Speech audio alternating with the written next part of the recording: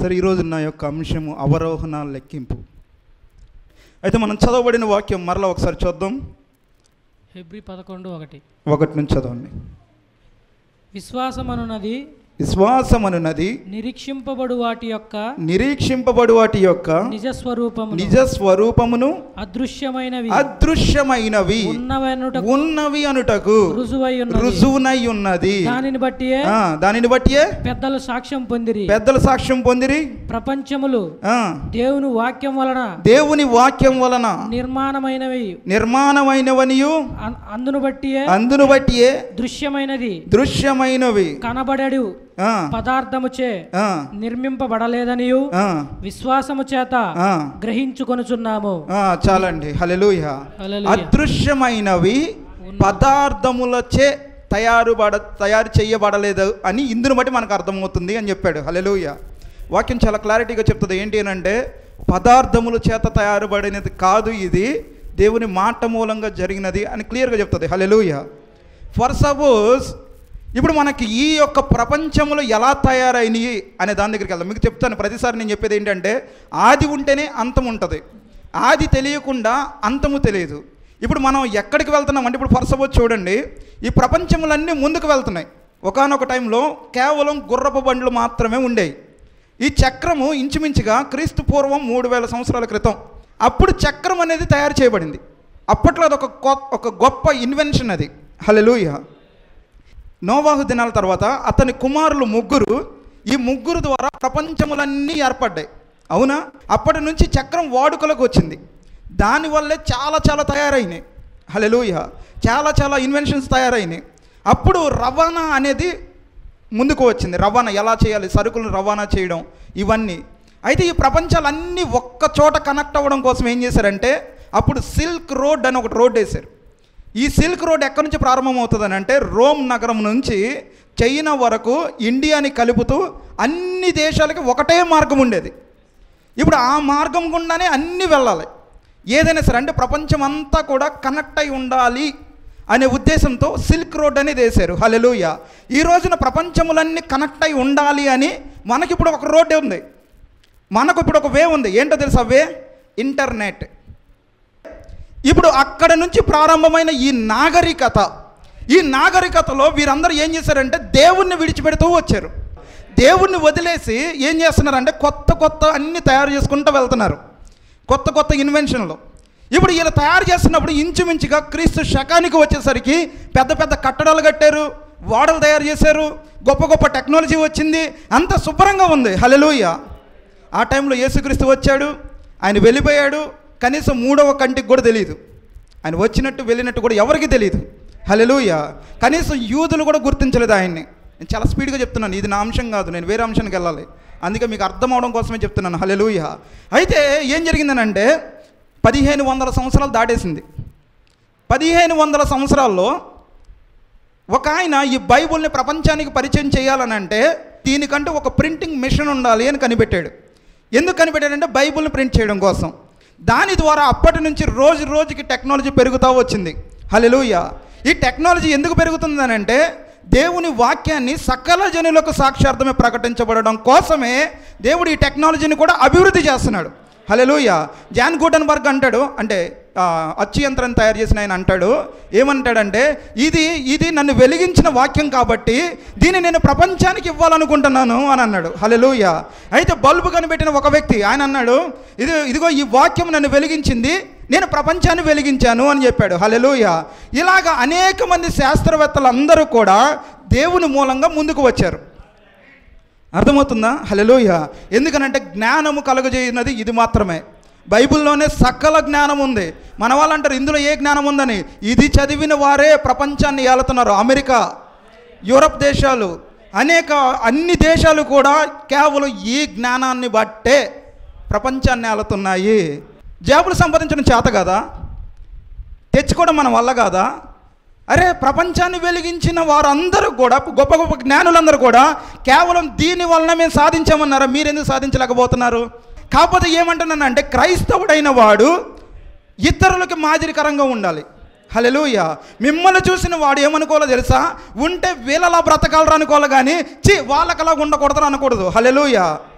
మిమ్మల్ని చూసినా అలాగే ఉండాలి. అందుకని మీ అందరికి నేను చెప్పేది ఏంటంటే, మీ మొహాలు ఎప్పుడు కూడా మాడిపోయి ఉండకూడదు, వెలుగుతూ ఉండాలి.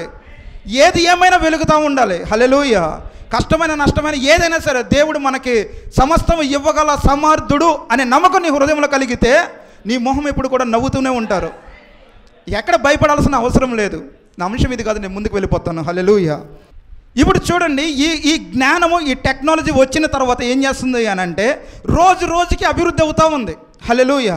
వీళ్ళు నడుచుకుంటూ వెళ్ళే వాళ్ళకి సైకిళ్ళు వచ్చినాయి, సైకిల్ మీద వెళ్ళే వాళ్ళకి బండ్లు వచ్చినాయి, బండి మీద వెళ్ళే వారికి కార్లు వచ్చినాయి, కారుల్లో వెళ్ళే వాళ్ళకి ఇంకా నెక్స్ట్ ఏం వచ్చింది, ట్రైన్లు వచ్చినాయి, ట్రైన్లో వెళ్ళే వాళ్ళకి విమానం వచ్చింది, విమానంలో వెళ్ళే వాళ్ళకి కూడా ఇప్పుడు రాకెట్ అనేది కూడా ఒకటి వస్తుంది. ప్రపంచం ఇంత వేగంగా వెళ్తుంది. రోజు రోజుకి ఇది అభివృద్ధి చెందుతూ ఉంది. అభివృద్ధి చెందిపోయిన రోజుల్లో మనం ఉన్నాం. హల్లెలూయా. ఇప్పుడు చూడమండి, ఇప్పుడు నేను ఇంకొంచెం వెనక్కి వెళ్తాను, ఆదిలోకి వెళ్తాను. నేను గుర్తుపెట్టుకోండి. హల్లెలూయా. ఈ భూమి ఆకాశములు తయారు చేయక ముందే ఏముందో చెప్పండి. యోహాను సువార్త 1:1 చెప్తాడు, ఏముంటుంది? వాక్యం ఉంది అని చెప్తాడు. అవునా? హల్లెలూయా. ఈ భూమి ఆకాశములు తయారు చేయక ముందే వాక్యం ఉంది. ఇప్పుడు దేవుడు ఏం చేస్తున్నాడనంటే, దీన్నే సైంటిస్టులు ఏమంటారంటే ఒక బిగ్ బ్యాంగ్ థియరీ అంటారు. హల్లెలూయా. దాని పేరు జస్ట్ గుర్తుపెట్టుకున్న అవసరం లేదు, అది పెద్ద అవసరం ఉండదు. ఇప్పుడు ఇది ఏంటి అని అంటే, ఒక మండుచున్న అగ్నిగోళంలో నుండి, సూర్యుల్లో నుంచి ఒక్కొక్క గ్రహం 9 గ్రహాలు బయటకు వచ్చినాయి. హల్లెలూయా. ఇలా బయటకు వచ్చిన ఇవన్నీ కూడా ఒక కక్షలో తిరుగుతూ ఉన్నాయి. హల్లెలూయా. ఇలాగ ఉన్న ఈ అన్నీ బాగున్న అన్నీ కూడా దేవుడు చూసి సంతోషించాడు. అయితే ఒక రోజున ఏం తయారు చేశాడంటే, ఆయన్ని ఆరాధించేవారు కొందరు కావాలి అని దూతల్ని తయారు చేశాడు. హల్లెలూయా. ఇప్పుడు దూతల్ని ఎలా తయారు చేశాడంటే, సూర్యునిలో నుంచి ఎలాగైతే భూమి ఇవన్నీ వచ్చినాయో అలాగే ఆయనలో నుండి, ఈ వెలుగులో నుంచి రోజు రోజు దేవుడు కొన్ని దూతలని, అంటే కెరూబులని, సెరాపులని ఆయన తయారు చేశాడు. హల్లెలూయా. అయితే భూమిని తయారు చేసిన తర్వాత ఈ భూమి మీద ఏదెను అనే ఒక తోటను వేశాడు దేవుడు. ఆ తోటలో ఎవరిని ఉంచాడంటే కెరూబులను ఉంచాడు. హల్లెలూయా. ఈ కెరూబులన్నీ భూమి మీద ఉన్నాయి. ఇప్పుడు ఈయన పరలోకంలో ఉండేవాడు. అయితే ఈ పరలోకానికి భూమికి అదృశ్యమైనది ఏమీ లేదు, అంత దృశ్యమైనవిగానే ఉన్నాయి. అప్పుడు అదృశ్యమైనది ఏమీ లేదు, అంత దృశ్యములుగానే ఉన్నాయి. హల్లెలూయా. అంటే కనబడింది ఏమీ లేదు, అన్నీ కనిపించేలాగానే ఉన్నాయి అని అర్థం. అంటే అక్కడ ఉన్న ఎవరు ఉన్నా సరే కనబడుతున్నారు. కనిపించని వారంటే ఎవరు లేరు. దేవుడైనా కనబడుతున్నాడు, దెయ్యమైనా కనబడుతుంది. అప్పుడు దెయ్యాలు లేవులే చెప్తున్నాను మామూలుగా. ఏదైనా సరే అదృశ్యమైనది ఏది లేదు, అన్ని దృశ్యములుగానే ఉన్నాయి. అయితే ఈ దృశ్యములుగా ఉన్న ప్రపంచంలోకి దేవుడు వచ్చి వెళ్తూ ఉండేవాడు. వచ్చిన ప్రతిసారి అక్కడ లూసిఫర్ అనే ఒక దూత ఎప్పుడు ఏం చేస్తుందనంటే ఆయన ఆరాధిస్తూ ఉండేది. మొట్టమొదటిసారిగా ఆరాధన చేసిన దూత తను మాత్రమే. ఇప్పుడు తను ఆరాధన చేస్తే దేవునికి ఎలా ఉండేదంట తెలుసా? ఒక్కసారి కనుక ఆ కెరూబు అంటే ఆ లూసిఫర్ తన రెక్కలతో ఆడించిందంటే దేవుడు మైమరిచిపోయేవాడంట. హల్లెలూయా. ఆయన ఎలా ఉండేవాడంటే ఒక నరస్వరూపిగా ఉండేవాడు, ఒక మనిషిగా ఉండేవాడు. ఈ యొక్క దూత ఏం చేసేది అని అంటే ఆయన్ని బాగా ఆరాధించేది, చాలా బాగా ఆరాధించేది. తన ముందు ఏది పనికొచ్చేది కాదు. అయితే ఒక రోజున ఏం జరిగింది అని అంటే, ఈయనకి ఈ ఆరాధన సరిపోవట్లేదు, ఇంకా కొంచెం బాగా ఆరాధించాలి, రోజు రోజుకి ఆయన గణపరచాలని ఒక తృష్ణ తనలో కలిగింది. అప్పుడు ఏం చేసింది అని అంటే పిల్లల గ్రోవులను ఊదే వాళ్ళని పెట్టింది. పిల్లల గ్రోవులు ఊదేవారిని అంటే స్ట్రింగ్డ్ ఇన్స్ట్రుమెంట్స్ అంటారు. అవి అంటే రకరకాల ఇన్స్ట్రుమెంట్లు, గిటార్లు కానీ, సన్నాయి కానీ, తర్వాత సితారా కానీ, ఇలా రకరకాలుగా ఆయన్ని ఆరాధించే వాళ్ళు ఒక ట్రూప్ని తయారు చేసింది. అంటే ఆరాధించే ఒక బృందాన్ని తయారు చేసింది. అయితే ఇప్పుడు ఏం జరుగుతుందని అంటే రోజు రోజు ఆరాధించేటప్పుడు ఆయన రోజు ఆ వెలుగుతోటి దూతలతోటి ఆయన దిగి వస్తూ ఉంటే వీరందరూ ముందెళ్ళి వారికి ఘనస్వాగతం పలుకుతూ, అంటే పువ్వులు విసురుతున్నట్టు ఘనస్వాగతం పలుకుచు ఆయన తీసుకొచ్చి సింహాసనం మీద కూర్చుండబెట్టేవాళ్ళు. అప్పుడు వీరు పాటలు పాడుతూ ప్రతి గానములు చేస్తూ ఆయన ఆరాధించేవాళ్ళు. హల్లెలూయా. అప్పుడు అనేక మంది ఒకటే స్వరముతో, ఒకటే కంఠముతో అందరూ కూడా ఆరాధించేవాళ్ళు. ఇలా ఉంటున్న క్రమంలో ఈ దూత దగ్గరికి వచ్చి మిగిలిన పిల్లల గ్రోవులు ఊదే వాళ్ళందరూ వచ్చి ఏం చెప్తున్నారు అనంటే, నువ్వు లేకపోతే దేవుడు అనేవాళ్ళు లేడు. ఎందుకనంటే నువ్వు ఇంత బాగా ఆరాధిస్తున్నావు అని అంటే నిన్ను బట్టే ఆయన వస్తున్నాడు. ఆయన దగ్గర ఏమీ లేదు. ఆయన వచ్చినప్పుడు నువ్వు ఒకటి గమనించావా? వెలుగు పైన ఉంది, ఈయన మనిషిగా దిగి వస్తున్నాడు. ఈయన మనకి మనిషిగానే కనబడుతున్నాడు. అసలైన వెలుగు పైన ఉంది. పైన కనుక మనం వెళ్ళామనుకో, మనమే ఈసారి దాన్ని ఆధీనం చేసుకొచ్చి మనమే ఆరాధించే. ఇప్పుడు ఆయన ఆరాధించుకుంటూ వస్తున్నాడు. టాలెంట్ ఆయనలో లేదు. ఆయనలో టాలెంట్ ఉంటే ఆయన పాడేవాడు కదా, మనల్ని చేసేవాడు కదా. మనల్ని ఆయన పాడుతూ, ఆయన ప్రతిగానములు చేస్తూ మనల్ని ఉల్లాసపరిచేవాడు కదా. ఉల్లాసపరిచేవాడు నాయకుడు అయి ఉండాలి. నువ్వే మా నాయకుడివి, ఆయన కాదు. ఎందుకంటే ఆయన మౌనంగా వస్తాడు వెళ్ళిపోతాడు, ఏమండో ఏం మాట్లాడు ఏం చేయడు. ఇలాంటి వాడు మనకెందుకు దేవుడు? దేవుడు మనకు కావాల్సింది ఎవరు? ఎలాంటి వాడు కావాలి? ఆటలాడించేవాడు, పాటలు పాడించేవాడు, డ్యాన్సులు వేయించేవాడు, ఇలాంటి వాడు కావాలి. ఆయన వచ్చాడనంటే ఏం చెప్తాడు? ఏదో ఆజ్ఞలు చెప్తాడు, మాటలు చెప్తాడు, వెళ్ళిపోతాడు. ఇలాంటి వాడు మనకు వద్దు. మనల్ని ఆటలు ఆడించి ఎగిరి గంతులు వేయించేవాడు మనకు కావాలి నాయకుడు. మీ అందరి ముందు చెప్పడం నాకు చాలా భయం. ఇంతమందిని చూస్తూ చెప్పాలని నాకు చాలా భయం. నేను 2022లో దేవుడు నన్ను పిలిచిన తర్వాత నేను రిజైన్ చేసి వచ్చేటప్పుడు వాళ్ళందరికీ నేను ఇవ్వాల్సిన అమౌంట్లన్నీ వెనక్కి ఇచ్చేసాను. రిజైన్ చేసి వస్తున్నప్పుడు ఒక ఆదివారం రోజున ఆగాల్సి వచ్చింది. ఆదివారం ప్రార్థనకి ఎక్కడికి వెళ్ళాలో తెలియలా. హైదరాబాద్లో ప్రార్థనకి వెళ్ళా. అయితే ఇప్పుడు నన్ను చెప్పమన్నారు. ఏం చెప్పాలో నాకు తెలియదు. కానీ నిలబడి ప్రార్థన చేసి, ప్రభువా నాకు తెలీదు ఏం చెప్పాలో. ఇప్పుడు వాడుకునేది నువ్వే కదా, సేవకుని పిలిచేది నువ్వే కదా, నన్ను పిలిచావు. వాడుకుంటే నీ ఇష్టం, లేకపోతే లేదు. నేను నిలబడుతున్నా, అవమానపడ్డానా, వెనక్కి మళ్ళీ ఇంకొకసారి ఈ స్టేజ్ని చూడను. ఒకవేళ నువ్వు నన్ను నిలబెట్టి బోధించావా, నేను మరలా ఎన్ని రోజులైనా సరే నేను ప్రకటించడానికి రెడీగా ఉంటాను. ఇది సూచన పెట్టుకొని నిలబడ్డాను. మీరు నమ్మండి నమ్మకపోండి, ఇంచుమించుగా గంటన్నర వాక్యం చెప్పాను. ఆ గంటన్నరలో చాలామంది వచ్చి బయట వెళ్ళే వాళ్ళు కూడా వచ్చి కూర్చొని విన్నారు. హల్లెలూయా. ఆ రోజు నేనేం చెప్తున్నాను కూడా నాకు తెలియలేదు. ఎందుకనంటే ఆత్మ ప్రవాహం ఉంటేనే తప్ప సేవకుడుగా నిలబడలేడు. పరిశుద్ధాత్మ చాలా అవసరమై ఉంది. హల్లెలూయా. అయితే ఇప్పుడు చూడండి ఏం జరుగుతుంది అని అంటే, ఈ యొక్క ఆ దూత ఆరాధిస్తున్నప్పుడు ఆ దూతకి పక్కనున్న వాళ్ళందరూ సపోర్ట్ చేశారు. సపోర్ట్ చేసిన తర్వాత అయితే నిజమే ఒక సైన్యంగా తయారు చేసి నెక్స్ట్ నుంచి ఏం చేస్తుంది అని అంటే, దేవుణ్ణి రానివ్వకుండా చేయాలి, లేకపోతే దేవుడు ఇక్కడికి వచ్చినప్పుడు మన పరలోకంలోకి వెళ్ళి ఆ సింహాసనంలో కూర్చోవాలి అనుకున్నారు. హల్లెలూయా. అయితే ఇప్పుడు వీళ్ళ ప్రయాణం సాగుతున్నప్పుడు దేవుడు చూస్తున్నాడు. ఆయన తెలుసు, అంత తెలుసు. దేవుడు చూస్తున్నాడు. చూసిన తర్వాత వీళ్ళ లోపల అన్యాయం బాగా పెరిగిపోయింది. అప్పుడు ఏం చేశాడంటే, సరే నువ్వు పైకి రాని పైకి పిలిచాడు. పిలిచిన తర్వాత అడుగుతున్నాడు, నువ్వు ఎందుకు ఇలా చేసావు? లోపల ఎందుకు అన్యాయం పెంచుకున్నావు? ఎందుకు ఇంత పాపానికి ఒడిగట్టావు? ఎందుకు? ఇదిగో నిన్ను ఇక్కడ నుంచి పాతాళంలోకి తోసివేస్తున్నాను నేను. దానికోసం ఒక నరకాన్ని సిద్ధం చేశాడు దేవుడు. హల్లెలూయా. ఇప్పుడు ఏం చేశాడంటే మిఖాయేలుకు ఆజ్ఞాపించాడు. ఏమనంటే, ఇదిగో ఈ యొక్క దుర్మార్గుడిని నా కళ్ళ ముందు నుంచి తరిమేయి, నా ముందు ఉండడానికి వీల్లేదు. ఇతని సైన్యాన్ని అందరిని ఓడించి తీసుకెళ్ళి పాతాళంలో పాడే అని చెప్పాడు. హల్లెలూయా. ఆజ్ఞ ప్రభు అని వెళ్ళాడు మిఖాయేలు, రఘుయేలు, రఫాయేలు, ఇంకా కొన్ని యుద్ధ దూతలన్నీ కూడా వెళ్ళినాయి. ఇప్పుడు వీరికి హోరాహోరీ యుద్ధం జరుగుతూ ఉంది. ఎక్కడ జరుగుతుంది? మధ్యాకాశంలో జరుగుతుంది. హల్లెలూయా. ఒకరి మీద దేవుని ఆత్మ ఉంది అని అంటే, ఆ ఆత్మ వెళ్ళిపోతేనే తప్ప దురాత్మ రాలేదు. హల్లెలూయా. ఒక మనిషి వెలిగించబడి ఉన్నాడంటే అతని వెలుగు ఆరిపోతేనే కానీ చీకటిగా మారలేడు. ఇప్పుడు అక్కడ ఉన్న దూతలందరూ కూడా వెలుగు సంబంధమైన దూతలే. ఇప్పుడు ఆ యొక్క లూసిఫర్లో ఉన్న వెలుగును తీసేయాలి. ఈ వెలుగును తీసేసే ప్రాసెస్లో ఏం జరుగుతుంది అని అంటే, హల్లెలూయా, ఇప్పుడు ఈయన మాట ఆజ్ఞాపిస్తున్నాడు, ఈయన ఖడ్గం దూయబడుతుంది. ఇప్పుడు దాని మీదకి వెళ్ళినప్పుడు ఒక అణువు ఇంకొక అణువు ఆ రెండు కొలైడ్ అయినప్పుడు తగిలినప్పుడు ఏం జరుగుతుందంటే పెద్ద విధ్వంసం జరుగుతుంది. ఈ రోజున దాన్ని వాడే అణుబాంబులు తయారు చేశారు. దాన్ని న్యూక్లియర్ ఫిజన్ అంటారు. హల్లెలూయా. ఇప్పుడు అది ఎందుకు తయారైందంటే, ఎలా తయారైంది అంటే, ఈ రెండు అణువులు కొలైడ్ అయినప్పుడు పెద్ద విస్ఫోటనం జరుగుతుంది. హల్లెలూయా. ఇప్పుడు దేవుని యొక్క వెలుగు దాన్ని తాగుతూ ఉంది. అది ఒక అణువే, ఇది ఒక అణువే. ఈ రెండు టీ కొట్టినప్పుడు దానిలో ఒక పెద్ద విస్ఫోటనం జరిగి అందులో ఉన్న వెలుగు బయటకు వచ్చేసింది. హల్లెలూయా. ఈ వెలుగు బయటకు వచ్చిన తర్వాత దాంట్లో ఏ జీవం లేదు, చీకటిగా మారిపోయింది, మండుతున్న అగ్నిగోళంలో మారిపోయింది. అది పైనుంచి ఆకాశం నుంచి వేగంగా భూమి మీదకు దూసుకువచ్చి ఏం చేసిందంటే భూమిని నాశనం చేసింది. హల్లెలూయా. భూమి మీద పడేసరికి భూమి ఒక్కసారిగా, మీకు విషయం తెలుసా, మొన్నటిదాకా చాలామంది చెప్తున్నారు ఏంటంటే, ఒక అస్టరాయిడ్ అంటే ఒక శకలము భూమి మీదకి వస్తుంది, చిన్నదే, ఒక ఊరు అంత ఉంటుంది. కానీ అది భూమిని ఢీ కొట్టిందంటే భూమి మొత్తం వినాశనం అవుతుంది అని చెప్తున్నారు. హల్లెలూయా. దాని కక్షను కూడా తప్పిపోయే ప్రమాదం ఉంది అని చెప్పారు. అవునా? హల్లెలూయా. అదే అన్నారు ఏంటి అని అంటే యుగాంతం అయి ఉండొచ్చు అని చెప్పారు. అది కొంచెంలో తప్పిపోయింది అని మొన్నటిదాకా వార్తలు చెప్తున్నారు. అవునా? హల్లెలూయా. ఇలాగే వచ్చింది సాతాను భూమి మీదకి. ఇలాగే వచ్చి దాన్ని భూమిని ఢీ కొట్టేసరికి భూమి ఏం జరిగిందనంటే తిరుగుచున్న కక్షలో నుంచి వేరైపోయింది, బయటికి వచ్చింది.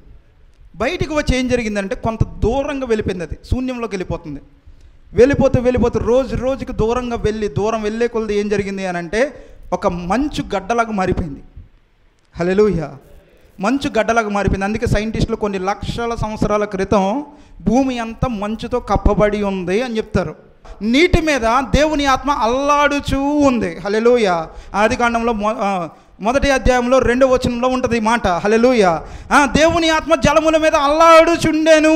హల్లెలూయా. కదులుచుండెను. హల్లెలూయా. ఇప్పుడు మాట పలుకుతున్నాడు. ఏమన్నా తెలుసా? వెలుగు కలుగును గాక అని పలుకుతున్నాడు. హల్లెలూయా. ఇప్పుడు వెలుగు కలుగును గాక అని అనగానే దూరంగా వెళ్ళిపోతున్న ఈ యొక్క భూమి తిరిగి మరల కక్షలోనికి వస్తుంది. హల్లెలూయా.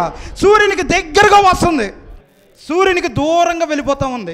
ఈ సూర్యునికి దూరంగా ఉంటే ఏం జరుగుతుందో తెలుసా? చలి ఎక్కువ పెరిగిద్ది, మంచు కురుస్తుంది, మంచుతో పాటు గడ్డలు కట్టిపోతాయి. అలాగ కొన్ని సంవత్సరాలు అది ఇక్కడ మంచు వలె ఉండిపోయింది. కొన్ని లక్షల సంవత్సరాల క్రితం ఈ భూమి మంచులా మారిపోయింది. హల్లెలూయా. ఇప్పుడు దేవుని యొక్క మాట పలుకుతూ ఉంది ఇక్కడ నుంచి. ఏమని అని అంటే వెలుగు కలుగునుగాక అని పలుకుతుంది. హల్లెలూయా. ఇప్పుడు వెలుగు కలుగునుగాక అనగానే ఇది ఏం జరుగుతుంది అని అంటే ఇది కక్షలోకి మూవ్ చేయబడుతుంది, కక్షలోనికి మరలా ప్రయాణం చేస్తుంది. హల్లెలూయా. ఇప్పుడు ఈ కక్షలోనికి ప్రయాణం చేసి మరలా ఈ కక్షలోకి వచ్చింది. కక్షలోకి వచ్చిన తర్వాత ఏం జరుగుతుంది అని అంటే భూమి తన చుట్టూ తాను తిరుగుతుంది. అందుకని దేవుడు ఏమన్నాడంటే సాయంత్రము ఉదయము కలగగా ఒక దినమాయను అని. హల్లెలూయా. సూర్యుడు లేనప్పుడు సాయంత్రం ఎలా కలిగింది? సూర్యుడు లేనప్పుడు ఎలా కలిగింది? సూర్యుడు అక్కడే ఉన్నాడు, సూర్యుడు లేడని కాదు. సూర్యుడు అక్కడే ఉన్నాడు కానీ భూమి సూర్యునికి దూరం అయిపోయింది, అగాధంలోనికి వెళ్ళిపోయింది. అయితే అగాధంలో ఉన్న దానికి వెలుగు కలుగును గాక అంటే సూర్యుని దగ్గరికి వచ్చింది మరలా. హల్లెలూయా. ఇప్పుడు సూర్యరశ్మి దాని మీద పడతా ఉంటే ఆ మంచు మొత్తం కరిగి అది సముద్రంలో మార్చబడుతుంది. హల్లెలూయా. ఇప్పుడు 2వ రోజు ఆయన ఏం చేస్తున్నాడనంటే ఈ మంచుగా కరిగిన ఈ నీటినన్నిటినీ కింద జలాలని పైన జలాలని వేరుపరుస్తున్నాడు. హల్లెలూయా. ఏం జరుగుతుందనంటే సూర్యరశ్మి ఆ మంచు మీద పడినప్పుడు, ఆ నీరు మీద పడినప్పుడు అది ఆవిరిగా మారి వాతావరణంలోనికి వెళ్తుంది. హల్లెలూయా. అంటే 2వ రోజు ఆయన వాతావరణాన్ని క్రియేట్ చేశాడు. మొదటి కక్షలోకి తెచ్చాడు, 2వది వాతావరణం క్రియేట్ చేశాడు. హల్లెలూయా. ఇప్పుడు 3వది లోపల ఉన్న ప్రతిదీ కూడా తన జాతి ప్రకారము మొలకలిచ్చునుగాక అన్నాడు. హల్లెలూయా. అంతకు ముందే ఏదైనా ఉంది, అంతకు ముందే సమస్తం ఉంది. కాబట్టి ఇప్పుడు ఏం జరుగుతుందంటే ఈ సూర్యరశ్మి పడటం మూలాన ఆ వాతావరణం క్రియేట్ అవ్వడం మూలాన లోపల ఉన్న వృక్షాలన్నీ బయటకు వస్తున్నాయి. హల్లెలూయా. లోపల ఉన్న అన్నీ ఎదుగుతూ ఉన్నాయి. కొన్నిసార్లు అనిపిస్తుంది అసలు మన ఆలోచన ఎక్కడ ప్రారంభమైంది, దాని ఎండింగ్ ఏంటి అని. ఎక్కడో ఆలోచిస్తాము, ఒక బైక్ కోసం ఆలోచిస్తాము, దాని ఈఎంఐ దగ్గర నుంచి, ఎవడికి అప్పు కట్టాల్సిన దాని దగ్గర నుంచి, అక్కడ నుంచి ఆడెవడు దాన్ని మాట్లాడాడనేసి అటు మొత్తం ఈ ఆలోచన వితిన్ సెకండ్స్లోనే ప్రపంచమంతా తిరిగి వస్తుంటుంది. ప్రపంచమంతా తిరిగిద్ది, ఎక్కడికి పడితే అక్కడికి వెళ్తుంది. హల్లెలూయా. ఎక్కడికి పడితే అక్కడికి వెళ్తూ ఉంటుంది, ఇష్టం వచ్చినట్టు తిరుగుతూ ఉంటుంది. అందుకని ఆలోచన ఏకాగ్రత ఖచ్చితంగా కావాలి. హల్లెలూయా. ఏకాగ్రత లేకపోతే నీ హృదయంలో నీకు మాట వెళ్ళదు. ఆ మాట వెళ్ళనివ్వకుండా ఉండడం కోసమే నీ ఆలోచనని మారుస్తూ ఉంటుంది సాతాను కూర్చొని. ఏమంటావులో కాసేపు ఇటు చూడు, ఏం లేదు, నువ్వు ఆలోచించేటప్పుడు ఎలాగైపోతుందో తెలుసా? ఇలా చూడు, ఇటు నుంచి ఇలా చూస్తావు, ఇలా ఇలా ఇలా వెళ్ళిపోతుంటుంది. ఇంకెక్కడికో ఎదురుగా మనిషి కనబడ్డు, ఎక్కడో ఆలోచిస్తూ ఉంటాడు. అంటే ఈ వేరే లోకంలో ఆలోచిస్తూ ఉంటాడు. ఆడు ఎక్కడున్నాడు ఆడికి తెలీదు, ఎక్కడెక్కడో ఆలోచిస్తూ ఉంటాడు. హల్లెలూయా. ఇప్పుడు మనం ఏం చేయాలనంటే అక్కడెక్కడో ఉన్నవాడిని తీసుకొచ్చి, ఒరే నువ్వు అక్కడ కాదు జీవించాల్సింది, ఇక్కడికి రా, ఇప్పుడు నువ్వు జీవించు, ఇక్కడికి రా, నువ్వు అక్కడున్న మాకు అక్కడుండి పోతావు, సాతాను దగ్గర ఉన్నావు, నువ్వు ఇటు వచ్చి ఇటువైపు ప్రయాణం చేయని చెప్పాలి. మనం దేవుని వైపుగా ప్రయాణం చేయని. ఎందుకనంటే దేవుని వైపుగా ప్రయాణం చేస్తే పరలోక రాజ్యానికి వెళ్తాం. ఇప్పుడు ఆలోచనతో ప్రయాణం చేస్తే ఒక రోజున ఏం చెప్తుందో తెలుసా? ఈ బాధలన్నీ నువ్వు భరించలేవు కానీ చచ్చిపో అంటుంది. ఆఖరికి అదే మాట చెప్తుంది, చచ్చిపో అంటుంది. ఈ ఆలోచన బాధ దెబ్బ భరించలేక ఏం చేస్తామంటే వెళ్ళిపోయి ఫ్యాన్ చూస్తూ ఉంటే ఫ్యాన్ చూసినప్పుడు అల్లా అనిపిస్తుంది, వేసుకోవచ్చు కదా కాసేపు, తగిలించుకోవచ్చు కదా, లేకపోతే ఆ ఫ్యాన్ మీద పడిద్దేమో, అది మీద పడే బదులు నువ్వెళ్ళి దానికి ఏలాడొచ్చు కదా. ఇప్పుడు ఏదో యవ్వనస్తుల పద అంతెంత కాదు, ఎలిఫస్ ఇప్పుడే వచ్చావు, నీ టాపిక్కి వస్తున్నా. యవనస్తుల పద అంతా ఇంత కాదు. ఏ దిక్కుమాలిన స్టేటస్లో నీళ్ళే పెడతారండి, నాకు అర్థం కాదు. దిక్కుమాలిన స్టేటస్లో నీళ్ళే, ఎప్పుడు చూసినా ఏదో బాధలు ఉంటాయి. ఏం బాధ ఉంటుంది నాకు అర్థం కాదు వాళ్ళకి. 24 గంటలు బాధలో ఉన్నానని, ఏదో బాధ నాకేదో తెలియని బాధ నాకు, ఎవరో ఒకరు సింపతి కావాలని కోరుకుంటూ ఉంటారు. యాక్చువల్లీ సింపతి కోరుకునేది మీరు కాదు, మిమ్మల్ని వాడుకుంటున్న సాతానుది. ఎందుకనంటే దేవుడు నా దగ్గర నుంచి వెలుగు తీశాడు, నా మీద జాలిపడి దేవుడు ఇప్పటికన్నా నాకు వెలుగునిస్తాడేమో అని. అందుకోసమే సాతాను మిమ్మల్ని ఎప్పుడు చూసినా బాధపడే వాళ్ళుగా మారుస్తుంది. అందుకని బాధపడకండి, బాధలోకి వెళ్ళకండి. ఎందుకంటే బాధ మీది కాదు, ఏడుపు మీది కాదు, దుఃఖం మీది కాదు. వీటన్నిటిని విడిచిపెట్టి బయటికి రమ్మంటున్నాడు. అందుకే అది మీది కాదు అంటున్నాడు దేవుడు. ఎందుకంటే అది సాతానుది, మీది కాదు. ఎందుకంటే మిమ్మల్ని తన స్వరూపంలో తయారు చేశాడు దేవుడు, తన పోలికగా తయారు చేశాడు దేవుడు. మీరు ఏమడిగినా కూడా దేవుని దగ్గర నుంచి పొందుకోగలిగే శక్తి మీలో ఉంది. అది మీరు గ్రహించకుండా ఆడు అప్పు ఇవ్వలేదని బాధపడడం, ఈడెవడు ఈఎంఐలు కట్టలేకపోతున్నానని బాధపడడం, బాధలకు దూరంగా బయటికి రండి, వాక్యానికి దగ్గరగా ఉండండి. అప్పుడు మిమ్మల్ని దేవుడు దీవిస్తాడు. హల్లెలూయా. ఇప్పుడు చూడండి ఏం జరుగుతుంది అని అంటే, దేవుడు ఏం చేస్తాడంటే 3వ రోజు ఈ మొక్కలను మొత్తం ఏ చెట్లు వృక్షాలన్నిటినీ మొలిపించాడు మాట మూలంగా. హల్లెలూయా. అప్పటికి గుర్తుపెట్టుకోండి, ఇది ఇక్కడే తిరుగుతుంది, ఇక్కడే తిరుగుతుంది. ఇప్పుడు 4వ రోజు దేవుడు ఏం చేస్తున్నాడు అంటే, ఇది ఇక్కడే తిరిగితే కుదరదు, 24 గంటలు మాత్రమే వస్తుంది. కానీ 24 గంటలు రాకూడదు, సంవత్సరాలను లెక్కించాలి, ఋతువులను లెక్కించాలి, ఋతువులు మారాలి, సంవత్సరాలు మారాలి. ఇలాగా దేవుడు ఏం చెప్పాలనంటే ఒక సంవత్సరాలను క్రియేట్ చేయాలనుకున్నాడు, రోజులను గణించాలి అనుకున్నాడు. అందుకని దేవుడు ఏం చేస్తున్నాడంటే, ఇది ఎక్కడుంటే కుదరదు, దీన్ని సూర్యుని చుట్టూ తిప్పాలి. హల్లెలూయా.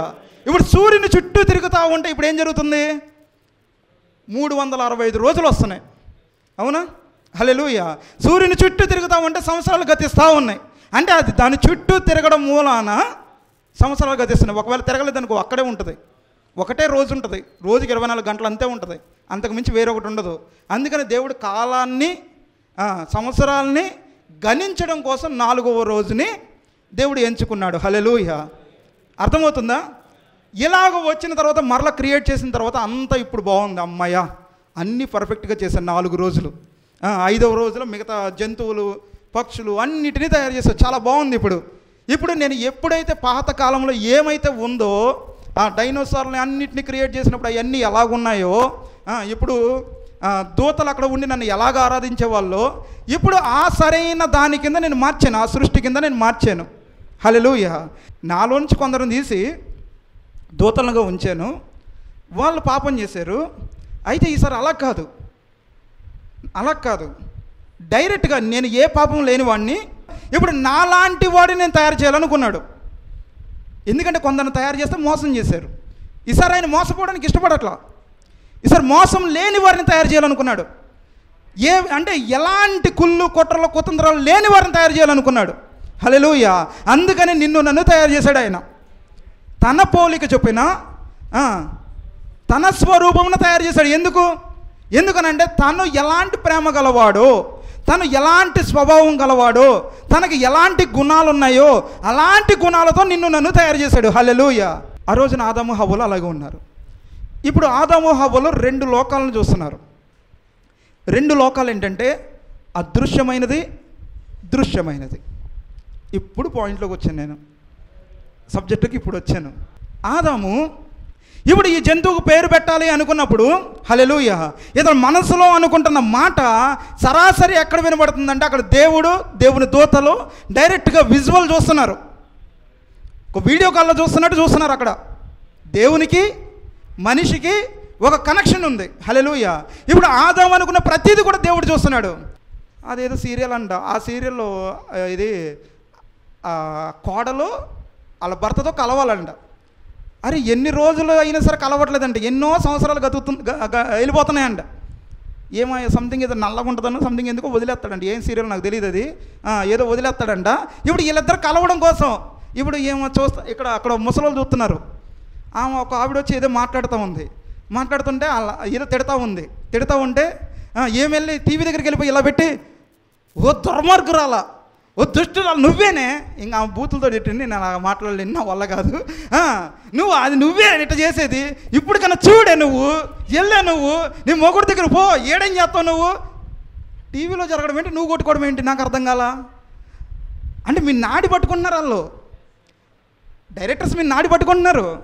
ఎందుకంటే ఎలాంటి చూపిస్తే స్త్రీలందరూ మా వైపుకి వచ్చేస్తారో అటువైపుకే వెళ్ళిపోతున్నారు. సేవకులు కూడా అలా వెళ్ళిపోతున్నారండి. మొన్న ఒక సేవకుడు అంటున్నాడు, ఒక సేవకుడు చెప్పాడు ఏమని అంటే, ఒకవేళ నా భార్య కనుక పొట్టి బట్టలు వేసుకొని కనుక శరీరాన్ని చూపించుకుంటా కనుక తిరిగితే ఆమెకి నేను విడాకులు ఇచ్చేస్తాను అన్నాడు. హల్లెలూయా.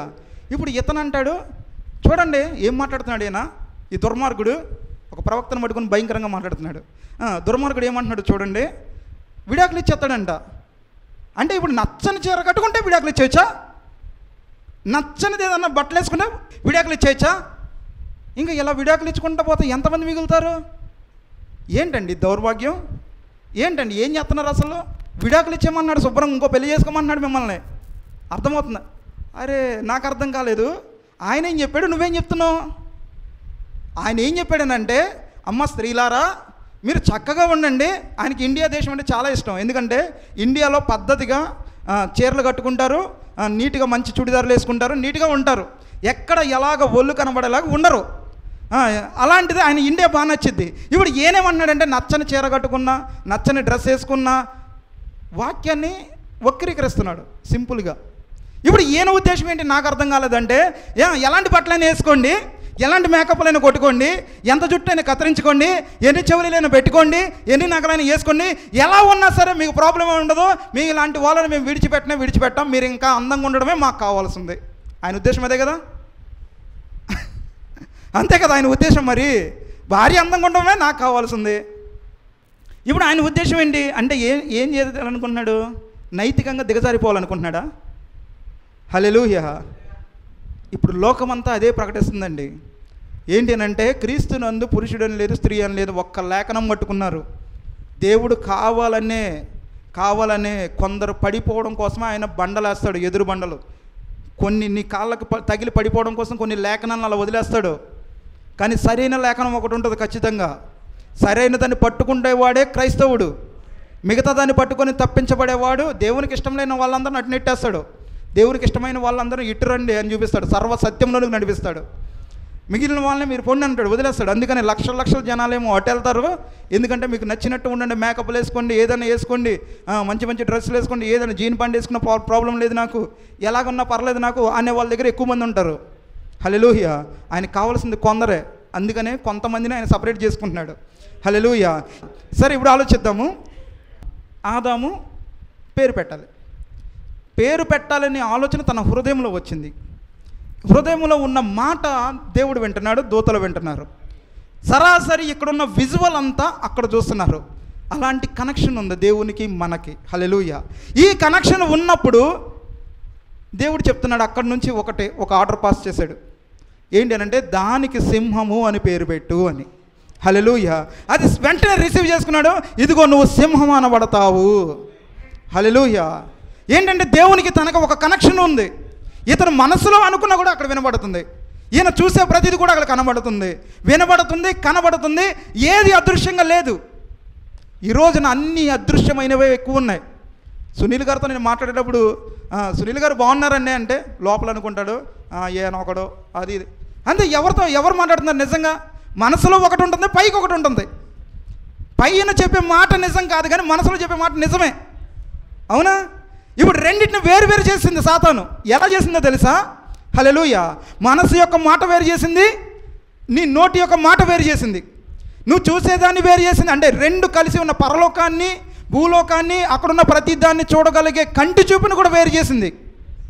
ఎలా వేరు చేసింది అని అంటే, హవ్వని లొంగ తీసుకుంది, ఫలాలను ఇచ్చింది, మంచి చెడ్డ తెలివినిచ్చే వృక్ష ఫలాన్ని ఇచ్చింది.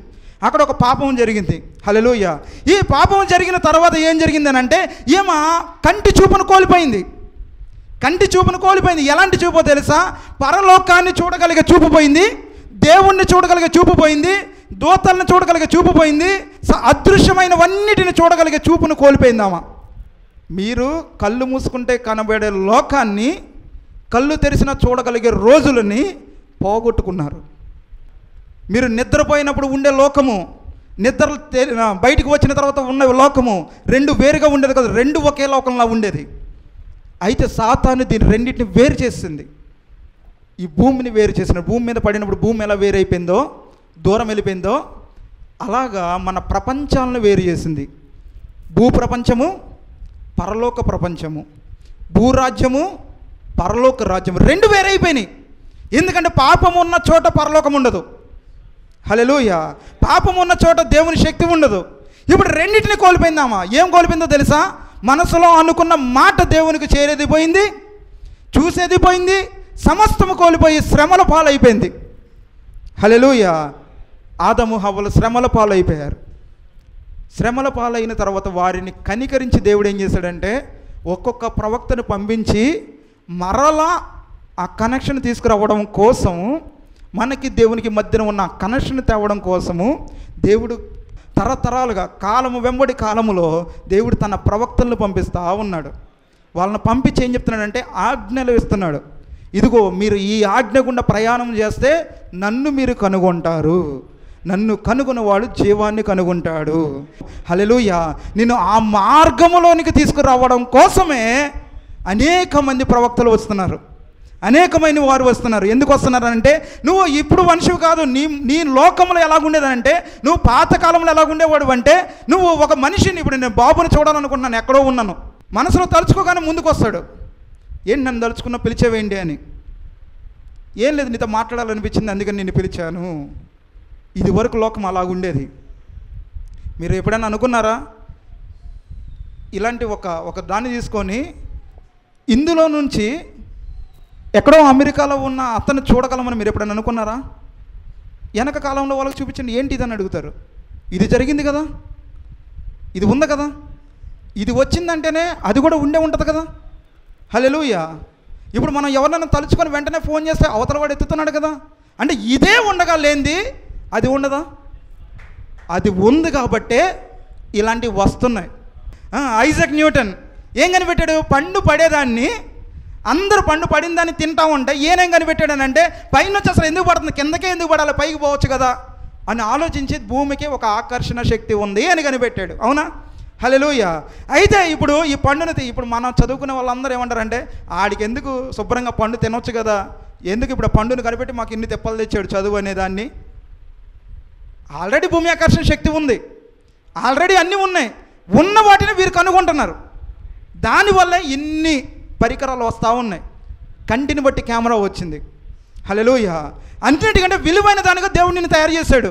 నీలో ఉన్న బ్లడ్ కానీ, నీలో ఉన్న నరాలు కానీ, నీ లోపల ఉన్న అవయవాలు కానీ ఒక్కొక్కటి ఎలా పనిచేస్తాయో తెలుసా? అవి వాటన్నిటిని ఒక రోజున దావీదు జ్ఞాపకం చేసుకుంటే అనిపించిందనంట, నాకు భయమును వణుకును పుట్టుచున్నది అని.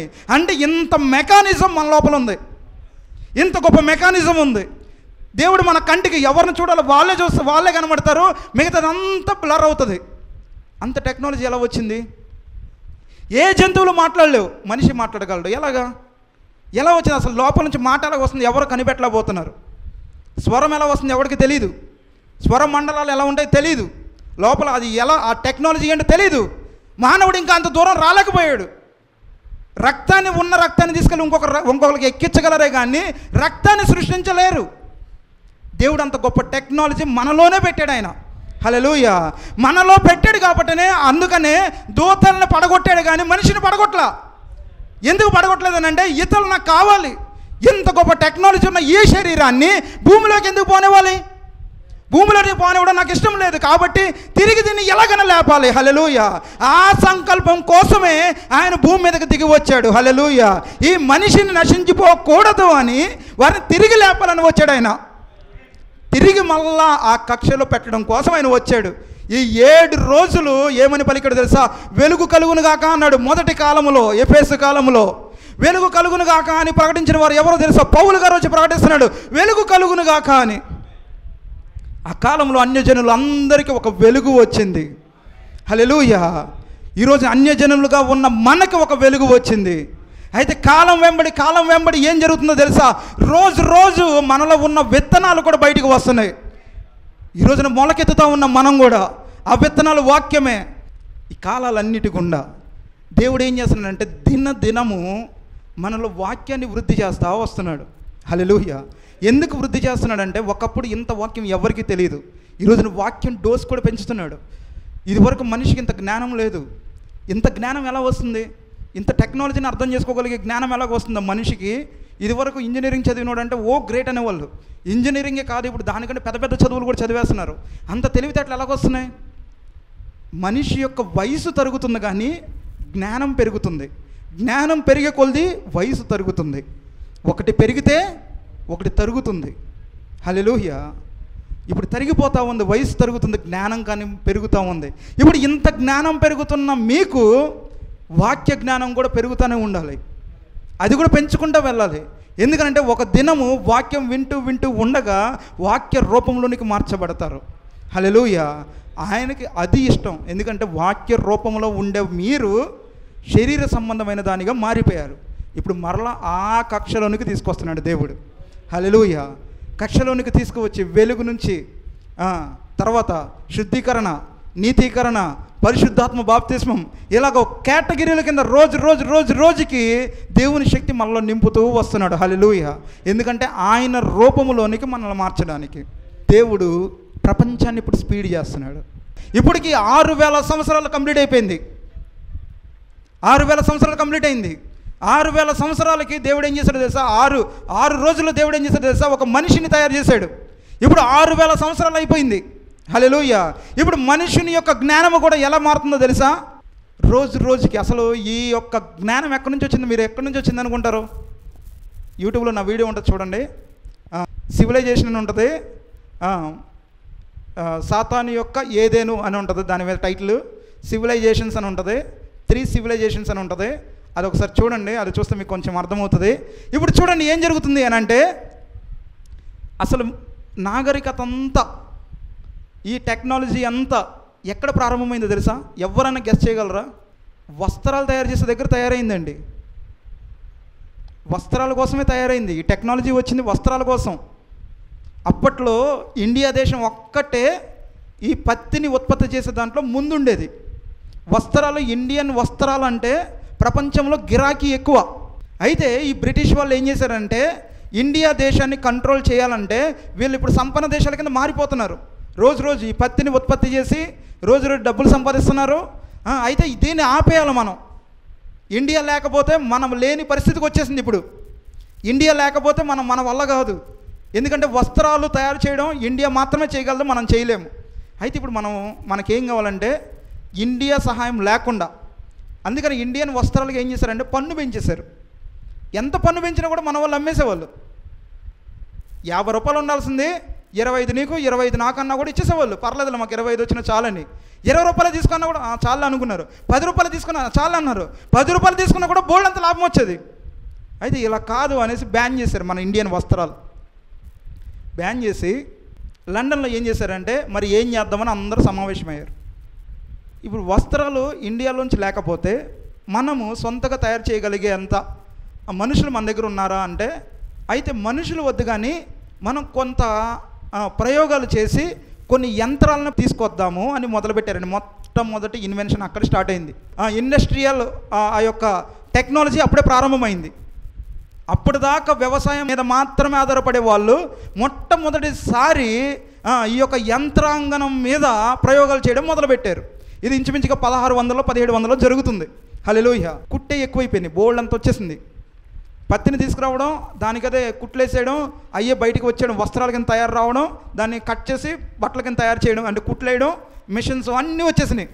తీసుకెళ్ళడానికి ఇప్పుడు ఏం కావాలి అని అంటే ట్రైన్ కావాలి, ఒక గూడ్స్ బండి కావాలి, దాన్ని తీసుకెళ్ళడానికి ఒక ఇంజన్ కావాలి. ఇప్పుడు ఇంజన్ తయారు చేసాడు ఒక ఆయన. ఈ ఇంజన్ తయారు చేయడానికి ముఖ్యమైన కారణం ఏంటంటే ఆ వస్త్రాలను తయారు చేసేదాన్ని తిప్పడం కోసం ఫస్ట్ వాడేవాళ్ళు. అప్పుడు స్ట్రీమ్ ఇంజన్ అంటారు దాన్ని. దీని ద్వారా రైలును తయారు చేశారు. రైలు ద్వారా ఓన్లీ వస్త్రాలు వెళ్ళడమే కాదు, మనుషులను కూడా రవాణా చేయడం మొదలుపెట్టారు. ఇలాగా మొట్టమొదటి ఇన్వెన్షన్లు తయారయ్యి రైళ్ళు వచ్చినాయి, కార్లు వచ్చినాయి, ట్రాక్టర్లు వచ్చినాయి, వెహికల్స్ వచ్చినాయి అన్నీ. హల్లెలూయా. అంతకుముందు ఏముండేదంటే సైకిల్ మాత్రమే ఉండేది. అప్పుడే మొట్టమొదటిసారిగా మోటార్ వెహికల్ వచ్చింది, కార్లు వచ్చినాయి, ఒక్కొక్కటి పెరుగుతూ వచ్చింది. ఈ రైళ్ళు వచ్చినాయి, దూరమైనా సరే త్వరగా వెళ్ళడం కోసం విమానాన్ని కనిపెట్టారు. అంటే రోజు రోజు రోజు రోజు ఒక్కొక్క దాన్ని కనిపెడతా ఉన్నారు. హల్లెలూయా. ఈ అభివృద్ధిని ఒకళ్ళొకళ్ళు కొట్టుకొని మాకంటే మాకంటే మాకంటే మాకంటే అని అభివృద్ధి కోసం కొట్టుకున్నారు. అదే మొదటి ప్రపంచ యుద్ధం. రెండో ప్రపంచ యుద్ధం కూడా అందుకే జరిగింది. ఎందుకనంటే ఒక దేశం అభివృద్ధి చెందకూడదని ఇంకో దేశం అభివృద్ధి చెందకూడదని ఇంకో దేశం, ఇలాగ ఎవరు అభివృద్ధి చెందకూడదు, మేమే అభివృద్ధి చెందాలి, మేమే ప్రపంచాన్ని పరిపాలించాలి అనే స్వార్థంతో వచ్చిందే రెండవ ప్రపంచ యుద్ధం. హల్లెలూయా. స్వార్థంతో వచ్చిన యుద్ధాలన్నీ. ఇలా జరుగుతున్న క్రమంలో హల్లెలూయా విమానాలను అయితే కనిపెట్టాము. భూమి మీద నుంచి పైన కొన్ని కిలోమీటర్ల వరకు వెళ్ళగలుగుతున్నాం. కిలోమీటర్లు కాదు, అంతకంటే పైకి వెళ్ళాలనుకున్నాడు. హల్లెలూయా. అంతరిక్షంలో ఏముండాలో చూడాలి అనుకున్నాడు. ఇప్పుడు దానికోసం ఏం తయారు చేశారంటే రాకెట్లు తయారు చేయడం మొదలుపెట్టారు. ప్రపంచాన్ని కలపడం కోసం ఒక నెట్ కావాలి. టీవీలు చూడాలంటే దానికి ఈ షార్ట్ లైట్లు అన్నింటిని పెట్టారు. హల్లెలూయా. పైన ఉండడం కోసం స్పేస్ స్టేషన్ని తయారు చేశారు, అంటే పైన ఉండడం కోసం. ఇప్పుడు ఇంకొక ఆయన వచ్చాడు. ఆయన ఏమంటాడంటే నేను పైన హోటల్ కట్టాలనుకుంటున్నాను అంటున్నాడు. అంతరిక్షంలో హోటల్ అంట.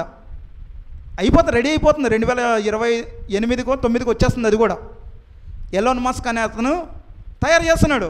దీని మీదగా కాదు, నేను మార్స్ మీద కూడా నేను కాలనీలు కడతాను. అక్కడ మీకు విషయం తెలుసా, మన ఇండియాలో నుంచి ఒక ఆవిడ చంద్రమండలం మీద భూమి కొనుక్కుంది. ఆమె పేరేంటో నాకు తెలియదు. ఇండియా నుంచి కొన్నది. చంద్రమండలం మీద ఒక స్థలం కొన్న మొట్టమొదటి వ్యక్తి ఆమె. ఎంత ఆశ చూడండి. భూమి మీదనే కాదు, చంద్రమండలాన్ని నేను కొనగలను అని చూపించింది. హల్లెలూయా. ప్రపంచానికి చూపించింది. ఈ అన్ని కాలాలు దాటుకొని వచ్చి ఇప్పుడు ఏ కాలానికి వచ్చామో తెలుసా? మన ప్రయాణము గాలిలోకే కాదు కానీ అంతరిక్ష ప్రయాణం కొరకు మనం వచ్చాం. ఇప్పుడు అంత అప్డేటెడ్లోకి వచ్చాం. హల్లెలూయా. ఇప్పుడు దేవుడు కూడా ఏం చేస్తున్నో తెలుసా, ఈ విశ్వాసం అనే దాని దగ్గర నుంచి మొదలుపెట్టి ఎత్తబడే స్థితికి తీసుకొని వచ్చాడు. ఇప్పుడు హల్లెలూయా. మనం ఏ కాలానికి వచ్చామనంటే ఎత్తబడే సమయానికి వచ్చాం. ఇప్పుడు ఈ రాకెట్ ఎత్తబడాలని అంటే, పైకి వెళ్ళాలని అంటే 10 నుంచి వెనకకు లెక్కెడతారు. ఇది అవరోహణ లెక్కింపు. ఇప్పుడు వెనక నుంచి స్టార్ట్ అవుతుంది. 10, 8, 7 ఇలా స్టార్ట్ అవుతుంది. హల్లెలూయా. ఇప్పుడు మనం ఏం చేస్తున్నామంటే ఇప్పుడు ప్రపంచంలో కొందరు మాత్రమే అంతరిక్షానికి వెళ్ళారు. చంద్రమండలం మీదకి కొందరు మాత్రమే అడుగు పెట్టారు. హల్లెలూయా. ఇప్పుడు ఇందులోకి వెళ్ళాలనంటే వీరందరికీ కొంత ట్రైనింగ్ అవసరం. విమానంలో ఎక్కడానికి ట్రైనింగ్ అవసరంలా. ఈ భూమి మీద ఉన్న ఏ దాని మీద ఎక్కాలన్నా నీకు ట్రైనింగ్ అవసరంలా. కానీ రాకెట్లోకి ఎక్కాలంటే మాత్రం నీకు ట్రైనింగ్ అవసరం. నీటిలో కొంత సమయం వెయిట్ చేయాలి, గాలిలో ఎగరడం నేర్చుకోవాలి. ఇలాగ రోజు నీకు ట్రైనింగ్ జరుగుతూ ఉంటుంది. అన్నిటినీ తట్టుకోగలగాలి. హల్లెలూయా.